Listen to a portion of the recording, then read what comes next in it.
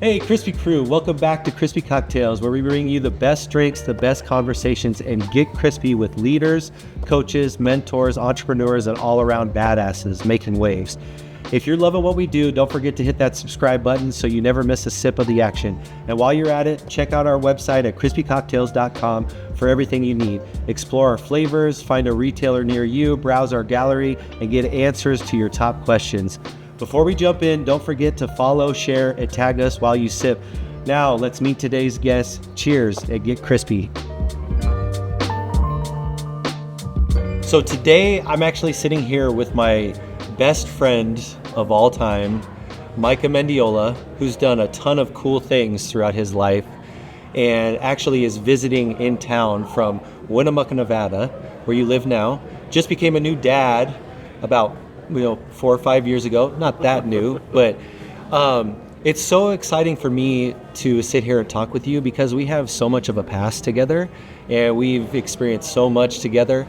And today's going to be a little different too. We're just going to tell his story and kind of see where it leads us. So with that said, thank you so much for being on today and doing this with me. And when about was the time that you and I met?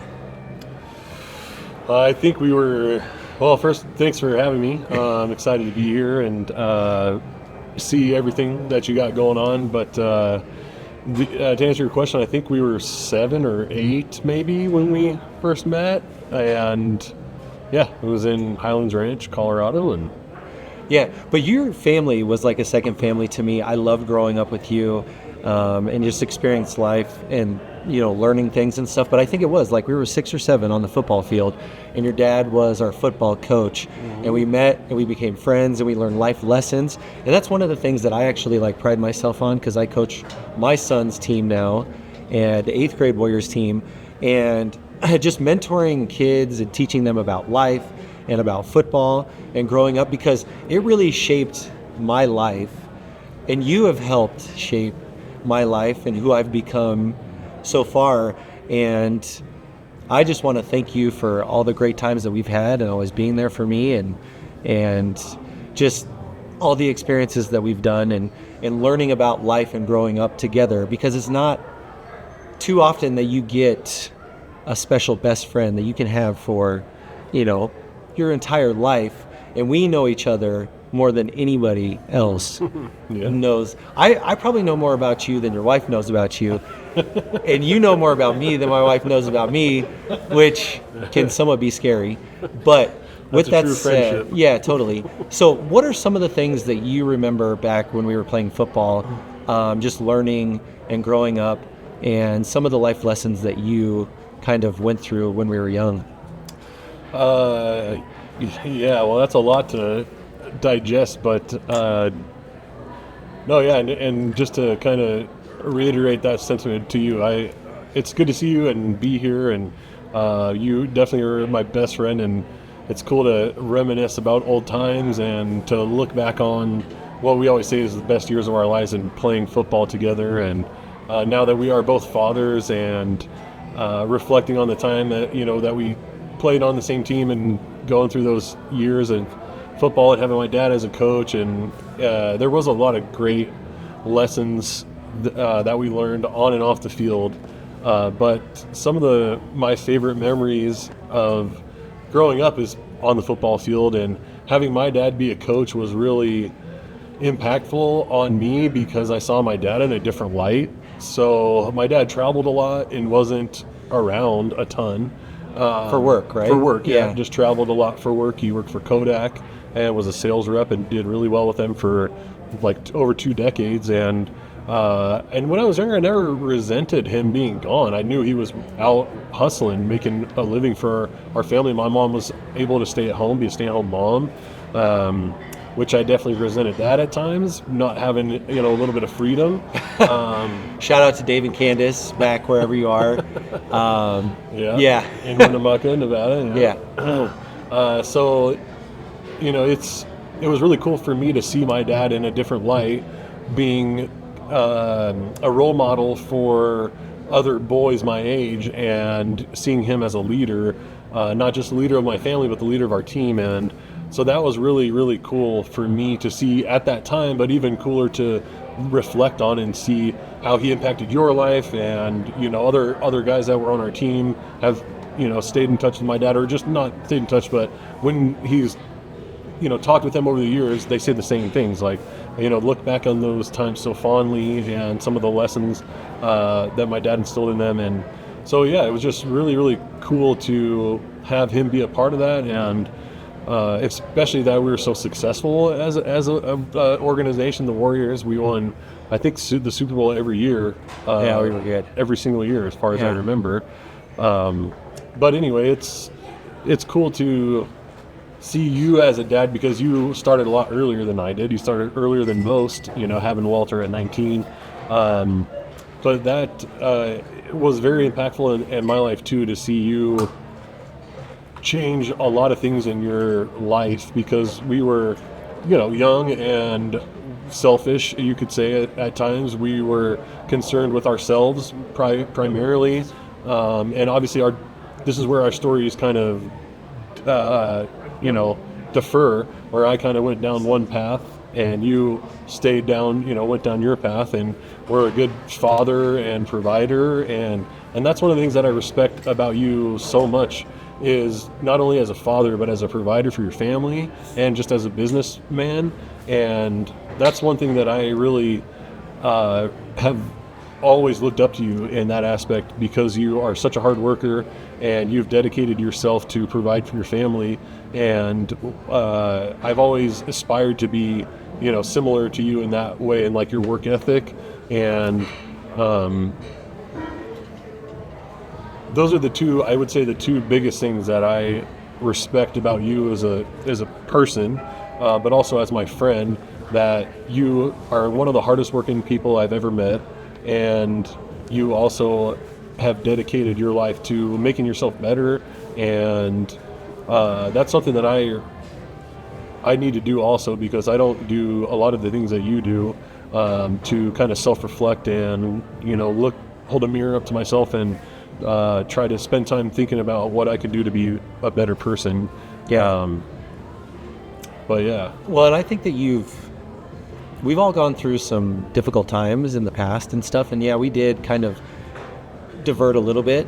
And, I went the entrepreneur route, and, stayed in Colorado and built it, and had a family when I was young, and did a lot of things, and had to grow up pretty quick, pretty young.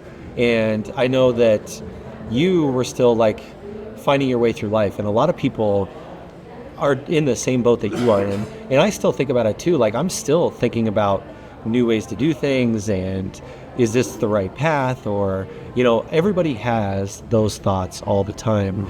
And you've really gotten things to where you have a great little spot, and you've got your family now.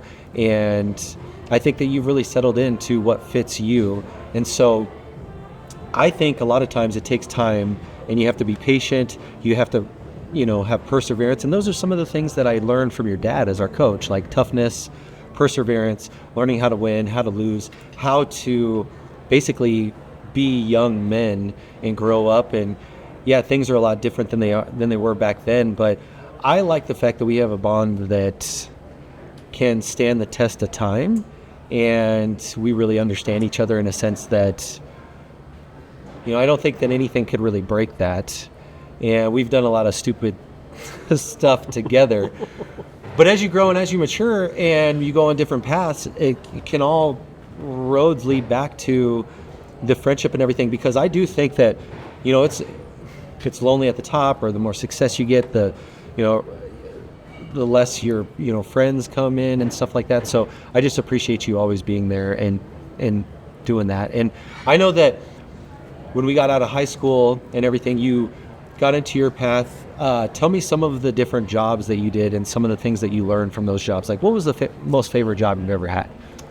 Oh man, my favorite job I've ever had. Was it when we worked at South Suburban? Yeah, together? probably South Suburban. Yeah. I mean, kind of hard to beat. You know that, what's right? funny is you look back at it now, and it's like, God, that was like the best times that we've ever had, not just together, but in life. But we were freaking broke, had nothing, but we got to have a lot of fun together, and it seemed like we had a lot of purpose and fulfillment. Yeah, for sure. I mean, driving around in those little tiny Tacomas or whatever those were, Toyotas. I don't know if they're Tacomas, but yeah, no, I always look back, with super fond memories. Playing catch. So we'd work our butts off, dragging fields, getting everything done we need to do, but then we'd take a 5-10 minute break, play catch, and football catch, play catch with the football, drag the horse arenas. So that was so much fun. But I was working with my buddy, and so that was, that job was one of my favorites. But I think my favorite is the one that I have now, actually. It just allows me to have a ton of free time to be with my family and spend time with my children. A lot of flexibility and as a father, and the other half of the parenting operation, it allows us to have a lot of flexibility, like I said, and do things that we wouldn't normally be able to do. Other families can't do because they have a rigid schedule with their work. And tell me a little bit about your schedule. What does it look like now, and what is the official title, and what is your job? I know that's a lot, but... Okay, so my official title is contract manager. So I run the mosquito and blackfly abatement program for Humboldt County. So mosquitoes and blackflies are nuisance or pests, and in Nevada, in the Humboldt River floods, and which runs right through the center of town, Winnemucca, Nevada. And on heavy snow years or rain years, we get lots of moisture. In the winter months, generally, is when we get the most of it. And the Ruby Mountains are in Elko, so about 100 and something miles away, 170 miles away approximately. But so they're really high mountain range, and when they get a lot of snow, it floods the Humboldt. It comes down through the Humboldt from Elko to Winnemucca, and there's a lot of ranch land that farmers use irrigation to flood their fields. Now, some years it just floods outright because there's so much water, and that creates a huge amount of habitat for mosquitoes and blackflies to populate, and which they can come out by the millions. I mean, it's a huge problem. Yeah. I heard that a stat or something that there was like 7 trillion mosquitoes on Earth. Oh, yeah, I believe it. Yeah. And so what can they do? Like, what's the devastation that they can do to your town or to the people or to the wildlife? A few things. So the main concern is in our area is West Nile virus.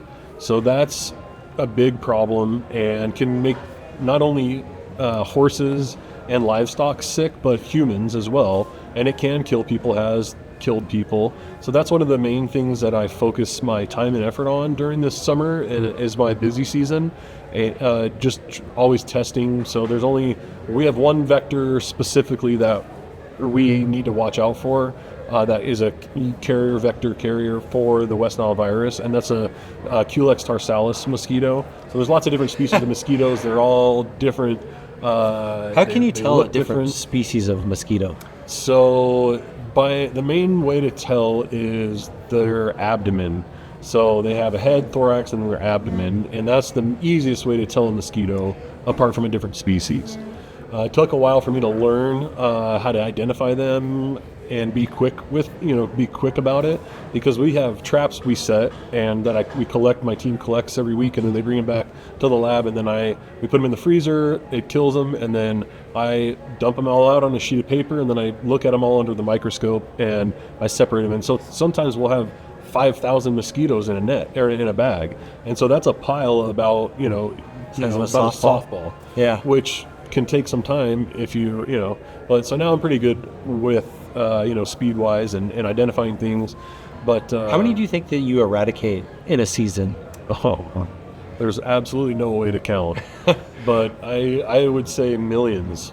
In a full flood year, millions, no doubt. I mean, that's a job where we have airplanes. We have a company that's from Orvada, which is 30 miles north of us, that flies our fields, and so I have to go out and monitor the situation when the river floods. I have to look at the larvae, see where they're at in their life cycle, and I have to make the call to order the planes to fly at a specific time to kill them before they pupate, because once a mosquito, you have to kill them in the larval state, because once they pupate, they stop eating, and then you can't kill them, because the way you kill them is you Like a field on fire.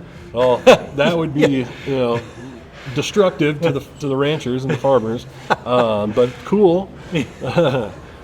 So it's very time consuming, and I have to be on my game to monitor everything correctly and make the right calls at the right times to ensure that we don't have a massive population explosion of adult mosquitoes. So the second side of that earlier question is, so the West Nile virus is a problem, can get people sick and potentially kill people. And then the other problem of mosquitoes and black flies is they're a nuisance. You ever been in a field or been around a ton of mosquitoes? They are annoying. Getting bit, then the next day or for the next week you have bumps that are itchy and scratch. So everybody hates mosquitoes. There's not a single person in this world that likes mosquitoes, and I hate them more than anybody. Because anytime someone gets bit in town, guess who they call or guess who they say something to when they see around town? Yeah, me. So I want to kill every single one of them. So nobody can say, hey, I got bit by a mosquito the other day, and then they show me their welt. But anyway, the reason why I love my job is because it allows me the time and the flexibility. Because before this job, I worked for the school district, and I was going to school to get my teaching license, and I wanted to be a teacher. I thought it was a great schedule to have summers off, which is about 2.5 months approximately in Humboldt County that our teachers have off in the summer, which I was totally on board with, thought that was great. And now with this new opportunity that I've taken, I have about 5 or 6 months off. It's about half the year. Essentially. Yeah. And I do have to do reports and stuff in the off season, and I have weekly meetings and emails and stuff I have to do. But I can do that on my own time, or in the morning before the kids get up or after they go to bed, and it's, a very small amount of work compared to the work I'm doing during the busy season. Yeah. What were you going to be a teacher on? What were you going to teach? History. History? Mm-hmm. Yeah, I know that you've always liked history. Yeah. And you've always liked animals, not much mosquitoes. But I always thought that you would have been a great veterinarian and stuff, or been in that field a little bit. And it's funny that you're kind of in the field of animals still, but in eradicating them for the wildlife and for the people. Yeah. So you can keep them safe, and that can, give you some purpose and make sure that you feel good and everything. What kind of special training did you have to do to get the job that you have now? None really. That's because which was surprising to me when I was prompted with the opportunity. I was hesitant because I didn't have any knowledge in entomology, and the gal that ran the program before I took it over is an entomologist, went to school, got the whole education background, and is super brilliant. I mean, one of the smartest people I've ever met. And luckily, I'm pretty close with her, and we talk regularly. And she is my advisor essentially. So, what does an entomologist do? An entomologist is a scientist of bugs, essentially. Scientist of bugs. So they know anything and everything really when it comes to bugs, and they have to specialize, just like a doctor specializes in a certain type of medicine. Entomologists specialize in a certain type of bug. And she specialized in mosquitoes, and then later learned black flies and became a expert in black flies. And I'm actually the only person in my whole company that does black fly control. Nobody else does black fly control in my entire company. That's got to be difficult to try to eradicate them too, because they're all over the place and they grow all everywhere. And the same thing with mosquitoes. So staying on top of all of that stuff's got to be pretty difficult. It is difficult. It has its challenges. Do they all die out in the winter times too? Yeah, the adults do, and most of them. So what is their lifespan? Like 6 months, maybe, if they're lucky. For what, a mosquito? Well, let's say mosquito. Yeah. Okay, so mosquito depends on male or female, first of all. So males have a much shorter lifespan. Females can have a longer lifespan based on how many blood meals they get. So most mosquitoes need a blood meal in order to have eggs. So the mosquitoes that we all hate are all female. The males don't bite. They look different, but you never see them. It's Really? very rare that you see a male mosquito. And when in our trapping, we catch them every once in a while. I'll probably see 10 or less a season. Whereas the females, I see thousands, depending on the season and how much water we get. But the lifespan is generally anywhere from a week to a month, depending if a female continually gets blood meals and continues to lay her eggs. And Only a week to a month. Yep. Yeah. And they, but if they don't they get a blood reproduce meal, that fast. oh yeah. They literally like larvae alive, lay eggs or larvae again, and die.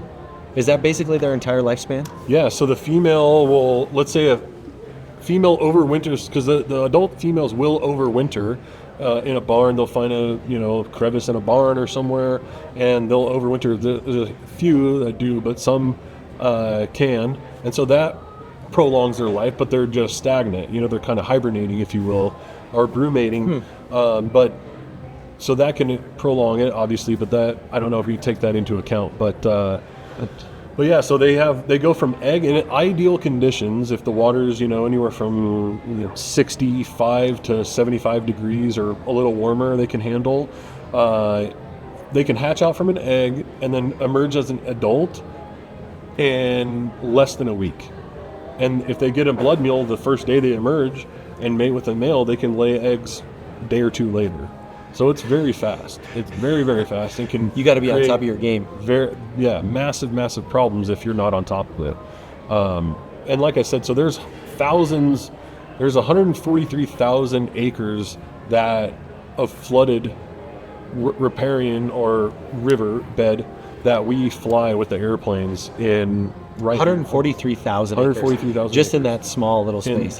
And that's just it's kind of a north and south of town, a few miles in either direction, and we still get flyovers because that doesn't cover everything. Yeah. So we'll still get adults that fly in, or depending on which way the wind's blowing, which I can nerd out on mosquitoes all day. Well, let's keep going. But Why do they like the water so much? well, so just like the black flies, they need water to reproduce.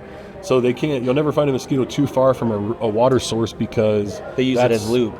That's where, if you want to say that, you said it. But yeah, they need to reproduce. They need water in order to reproduce. And black flies, most people don't know what a black fly is. Do you know what a black fly is? So I'm You're thinking probably thinking of a house fly. Well, at first you think housefly, but then I think the black fly is like a black fly that's like a bigger one that's like a horsefly. Okay. Yeah, that like will bite you. That's a pain in the ass. Yeah. That freaking, are really harmful, and they probably live a lot longer as well too, right? Good question. I don't know anything about horseflies. So black flies. Black flies are not horseflies. They're not house flies. They're actually a people call them no-see-ums because they're kind of a gnat. They're a little bit bigger than a gnat. Okay, are they different than fruit flies? About the size of a fruit fly, but yeah, way different than a fruit fly. They're like a mosquito and they take a blood meal. So they will bite you. Interesting. They're extremely annoying because they want to be around your eyes, your nose, your mouth, your ears. Are those they're a little bit smaller than, because I always see like lions in the wild, and they've always got those flies around them and stuff, like in the eyes, on the ears. Would those be the same type of flies? Those are probably more like house flies or stable flies. So different, but so yeah, black flies are much smaller than a house fly. They're about the 10th of the size of a house fly. Gotcha. So really small, very annoying, and then there are a handful of species in Nevada. There's a ton of different species all over the world. Like in Africa, they cause river blindness. So if they bite you and they're infected with that parasite, it causes a lot of people to go blind every year, which is a simple. Ivermectin is whoever created that won a Nobel Peace Prize. One of the most impressive and important drugs ever created by humankind. It's an anti-parasitic drug. That's all it is. So when COVID came and Trump was like, take ivermectin, it's like people give them to horses because it kills all parasites in horses. So you can get it in a paste, but they also make it for humans. It's the same exact thing. But ivermectin kills any parasites in your body. So it's super good for like parasite flushes, that type of thing. But actually they did a big study I can't remember, 20 years ago, maybe it was a little more than that, in Africa, because there were so many people that were suffering from river blindness, just getting bit by black flies that had that parasite, and it causes their sight to go, and they lose it forever. So easy, those pills cost about 2 cents each to make. You take one round of it, and it flushes your body, and guess what? Not everybody in your village goes blind. Like, it's pretty simple, but so we have different species of black flies, and they reproduce in the water, very similar to the mosquitoes, but different life cycle. They are born in an egg. They attach to like a leaf or something, some organic material or a rock in a flowing area of the river. And whereas mosquitoes like stagnant ponds or pools, they don't like moving water. And then they just grab, they have their filter feeders, they have little filters on their, in their, near their head, and they just grab particles out of the water, algae, whatever it may be, organic matter, and that's how they feed. And then they pupate, and then they come out and emerge as an adult. And then the females are looking for a blood meal, the males are just looking to mate, and they come out in even bigger numbers than mosquitoes. What is pupate? The Pupate definition is when a larvae transforms from the larval state to an adult state. Okay. Is it almost like a cocoon into? Correct. Is that gestation? Just like a butterfly, yeah. So they have, I don't know, I'm not sure if it's called a cocoon like a butterfly or a moth is, but they just kind of create a shell around them or a silk cover around them, and then it just protects them while their body transforms or morphs or mutates into their adult form. It's See, Mother Nature is impressive. Yeah, and I thought that houseflies were created from like maggots. They are. They are, right? That like turn into flies. Yeah. Well, every time I see a fly in my house, I automatically tell my kids, like, keep your eye on that fly while I get the swatter. I kill them immediately, because maggots are shit birds. Like, they fly. That's all they are. Anytime a fly lands on my plate or my cup or anything, it's immediately not eating that, not drinking from that. I absolutely can't. Small little side note. Remember when we were in Winnemucca for your wedding 6 or 7 years ago? 6, 7, and how many flies did we kill? Over 100. Yeah, fly swatters that day. Patio, Yeah, yes. Totally. Over 100. Yeah, we did our best to eradicate flies that day. We did pretty good too. Over 100. Yeah. In a short amount of time. And it is fun doing that. Yeah. It was fun. So, do you eradicate the black flies just like you would the mosquitoes? Yeah, actually, Does it work together? Yeah, the same chemical, which technically isn't a chemical, it's a natural occurring bacteria. It's Bacillus thuringiensis is the Bacillus thuringiensis. Bacillus thuringiensis is the That sounds like a Marvel character. Kinda, yeah. Yeah.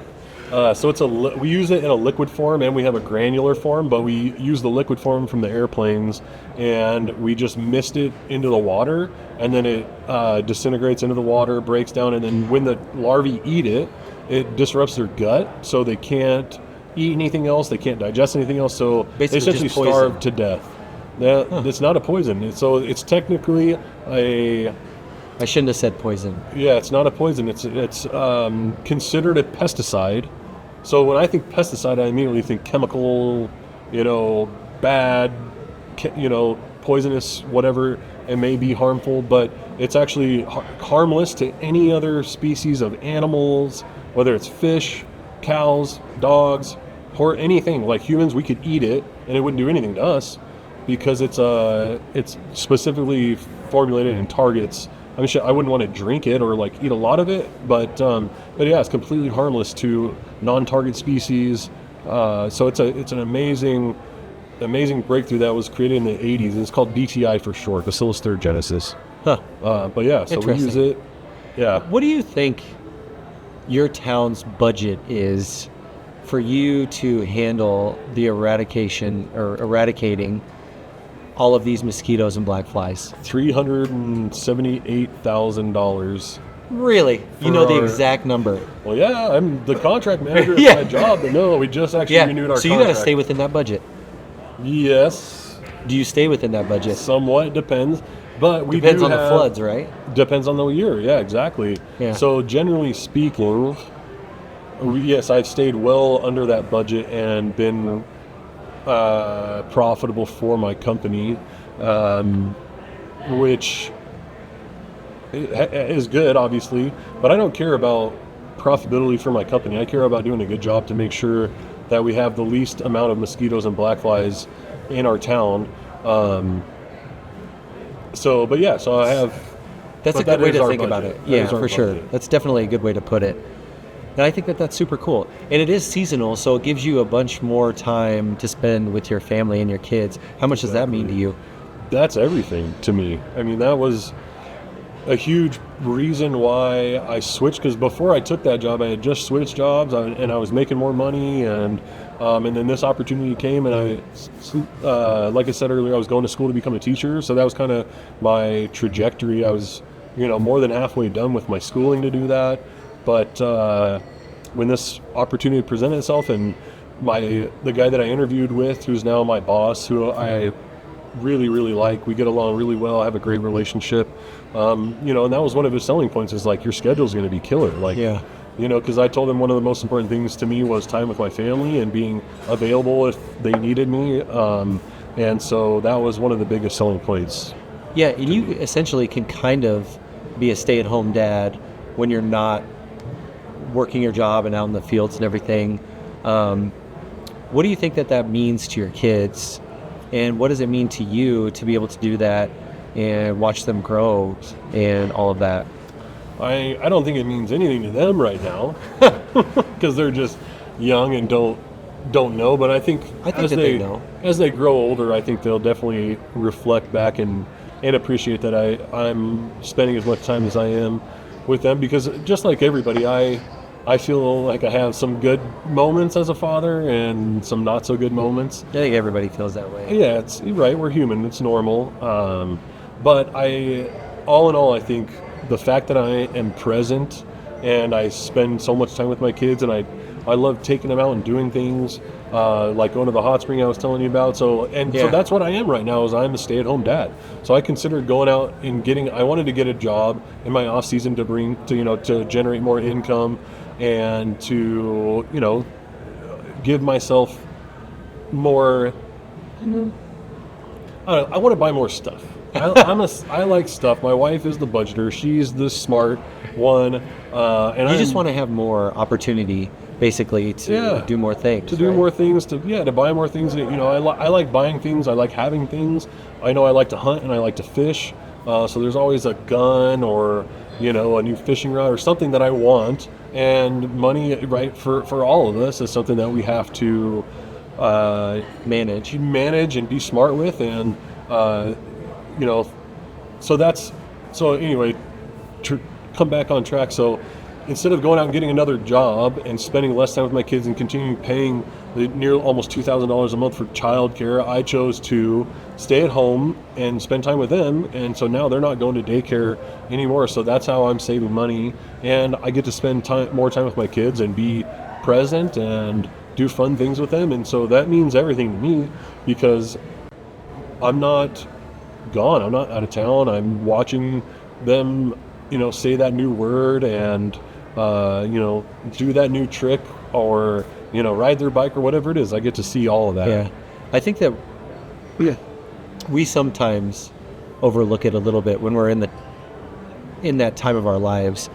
Like, we might want the kids to grow up, or we might want them to, get to walk or whatever. But with me, it's like enjoying the journey. And now that my youngest son is going into high school, like, I'm trying to spend as much time with him as I can while he's still young, because now I feel like, man, I wish we would have had more kids, because I miss the time that we had together. I miss coaching them, and I miss playing with them and doing all those things. And it's sad and it's emotional. Like, we're almost at totally different stages of our lives. You're starting out with new kids, and we're the same age, and my kids are almost grown. Yeah. And it's just crazy. And so, enjoying the process and doing all that, but as much time as we can spend with the kids is good. And I know that you had mentioned to me yesterday that you were thinking about taking your kids into homeschooling, and I know that that's not kind of what the public perception is of things. And in my experience, I've never been homeschooled, but I went to public school and everything. With some of our family members and stuff, homeschooling didn't look the best on the surface, but I know it's worked really well with some of your family and everything you told me.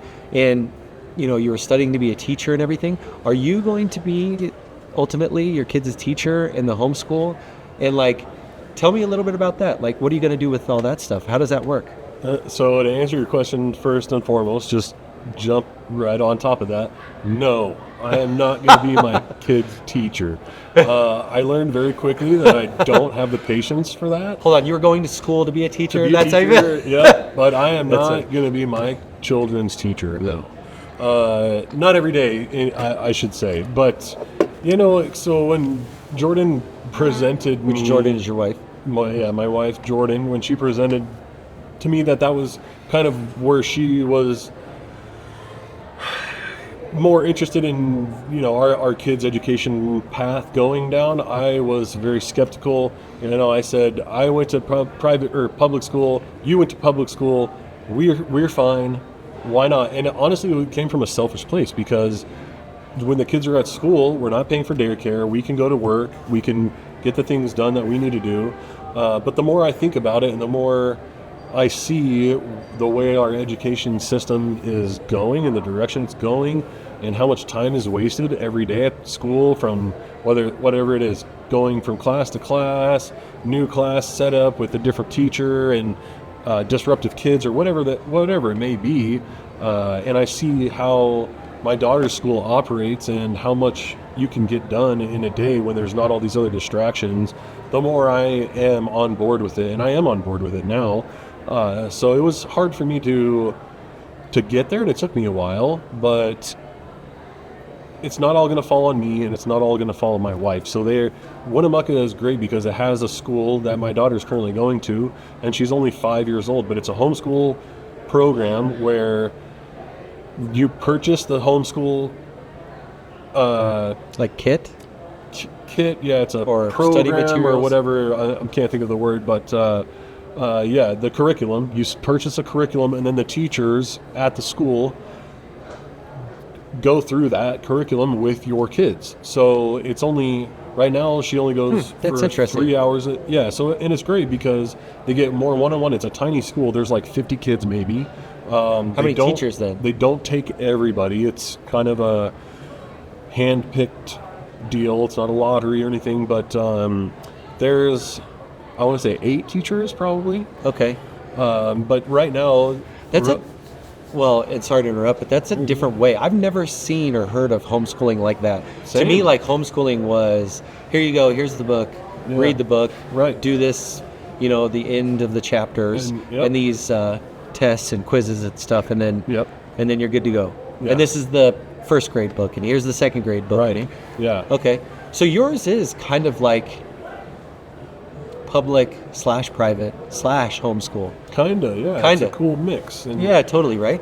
yeah, and I'm also I'm a volunteer firefighter, and one of the guys on the department with me, he has 3 kids that go to that school and that have for a long time, and he always spoke very highly of it. Before we started Rogan in it, I spoke with him quite a bit about it, and he could not say enough nice things about how great the teachers were, how his kids, if they needed it, got extra support, how they dealt with problem kids there when they did have them, and kind of navigated that and kind of getting rid of them when they weren't able to get with the program, so to say, and stop being a nuisance. So yeah, there's just all positive things, and a lot of people do maybe not a lot, but there's a pod system that some people do already in town, and that's what we're trying to create with another family, friends of our family, the Brooks family. They have 4 kids, and they all just started doing homeschool this year.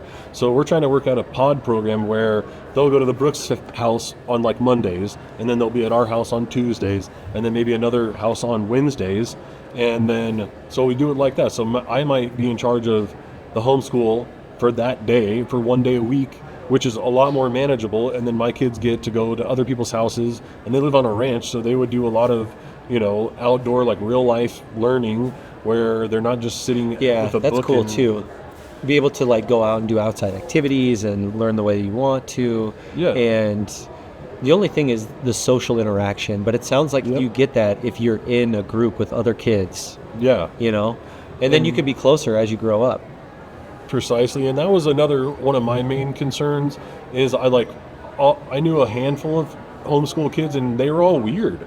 And I didn't want my kid, like socially, whatever. And that was my concern. Like, I didn't want my kids to be the weird kids when they were in social environments. But Humboldt County has a great, relationship, whatever you want to say. So the homeschool kids can be involved in any sports program. So they can still go to get those like interactions. With the schools? Yep. So With they the can still go to play basketball, play football, play softball, whatever it is. They can be involved in all those programs, so they can still get that social interaction, even if they're not in a pod system for the schooling, portion. They can go and be participants in the sports, and so they'll still get the social interactions. And so yeah, it's a win-win. For my family and how we want our children to be raised and educated. So that's, I think, how both of our kids will probably do their schooling moving forward. Yeah, I like that idea. That's pretty cool. We'll see how it goes. Yeah, we'll see how it works out for you. And I know that your kids are still young. What's one of the biggest things that you learned from having children? Oh man, it's not about me. I learned I'm very selfish. So that's been one of my biggest life lessons is looking in the mirror and just owning up to the fact that I'm as selfish as I am. Because I didn't think I was. I just thought I was, your average person. But when I had kids, it really was brought to my attention in a fast way that I am a very selfish person, and I had to give up a lot of the things that I liked doing, wanted to do, and put my kids and my wife and my marriage before my wants and my needs a lot of the times. And so that was like one of the big things that I had to learn early on as a father. But other than that, it's given me the most precious and important job that I've ever had. I tell anybody and everybody who doesn't have kids, it's like, it's the hardest thing you'll ever do, but it's the absolute best thing you'll ever do. Yeah. Wake up and have your kids look at you and say, I love you, Papa, I love you, Daddy, and just have that hug or that kiss from your kid. And it's like, I'd get emotional right now just thinking about it. It's like the coolest thing in the world. Yeah, definitely. So yeah, it's funny because I think that I've talked about it before, but I got married, started a business, was going to school, bought a house, did all these different things, but nothing changed my life like having a kid. And it was a lot, and it was just so different. And you don't know exactly what's going to come, and then you just roll with it, and it is very, very rewarding. So I'm glad to hear you say that. And I'm just so excited to spend time with you, hang out with you. I'm excited to see where your life is headed with your family. And I know you're looking at some side hustles and stuff now too. And, where life is going to take you. But I always want to be a part of your life. And I think that we will be doing the same things and talking the same way that we do 50 years from now, if we make it that far, if we're not too much of dumbasses. And, but I really like the fact, and it's comforting to me to see you become a father and a husband. And because I know that you had a little bit of a rough past, and we didn't go into any of some of that today, and maybe we can do that at another time. But it's really nice to see and to learn about mosquitoes and flies, those dirty bastards. I call this guy the mosquito Hitler for anybody out there. Had to drop that in there. Yeah, I just have to drop that in there. One last thing that we kind of do on here. Well, a couple of things. So first, what do you wish that you could tell your younger self, or what piece of advice would you tell to any of the viewers out there that you think would be important? I think I would have to say, I hate to say this, but I'm going to, because I think it's so applicable, but it's follow your dreams. Do what you love, because my parents always told me, like, do what you love and you never work a day.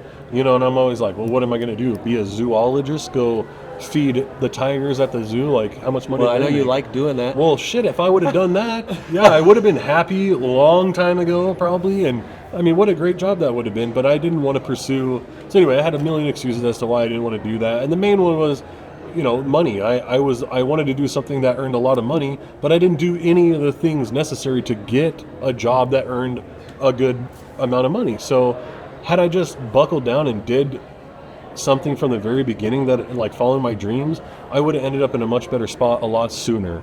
So I got really fortunate in finding the job that I have now, and I get paid well, and I love it, and I have get to spend time half with the year. family. I mean, it's just amazing.